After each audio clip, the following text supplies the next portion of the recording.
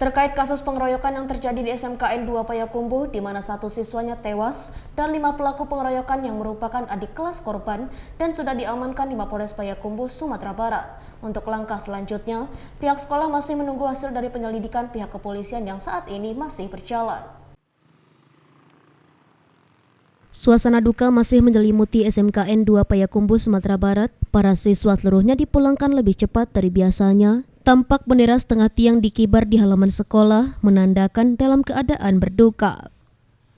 Seorang siswa SMK Negeri 2 Payakumbuh, Sumatera Barat, Habib, siswa kelas 12, dinyatakan meninggal dunia di Rumah Sakit Ahmad Muhtar Bukit Tinggi setelah diduga mendapatkan penganiayaan oleh 5 orang adik kelasnya.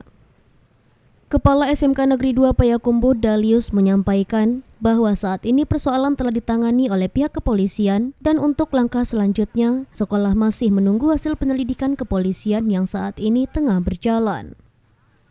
Korban merupakan seorang siswa yang dalam kesehariannya tidak memiliki kenakalan yang menonjol dan perkelahian antara siswa ini jelas membuat kaget pihak sekolah dan lokasi kejadian juga tidak jauh dari gerbang sekolah. Seperti diberitakan sebelumnya, di mana korban atas nama Habib, siswa kelas 12 SMKN 2 Payakumbuh, dikeroyok oleh 5 orang pelaku, di mana tidak lain merupakan siswa kelas 10.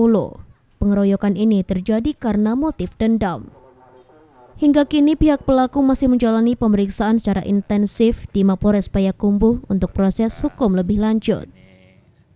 Benar-benar di luar dugaan kita, sebab hampir setiap kesempatan kita mencoba untuk memberikan pemahaman kepada mereka bahwa berupayalah untuk menyelesaikan persoalan dengan menggunakan pemikiran. Apalagi mereka kita persiapkan untuk dunia kerja. Jadi kalau mereka masuk ke dunia kerja itu memang emosional harus terkontrol.